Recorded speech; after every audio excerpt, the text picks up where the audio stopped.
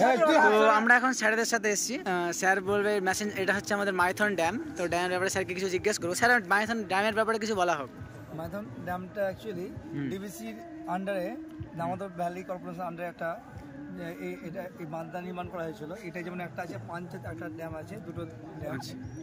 তো এটা আমাদের যে পশ্চিমবঙ্গ যে বর্ধমান এবং তার পার্শ্ববর্তী এলাকাগুলিতে গ্রীষ্মের সময় ধান চাষে পর্যাপ্ত জল দেওয়া এবং বহুমুখী নদী পরিকল্পনা, পর্যটন, তার সাথে সাথে যেমন মাছ চাষ বা আদার্স মানে যেমন জলবিদ্যুৎ, সব দিক দিয়ে ভেবে একটা পরিকল্পনা হয়েছিল দামোদর ভ্যালি কর্পোরেশনে।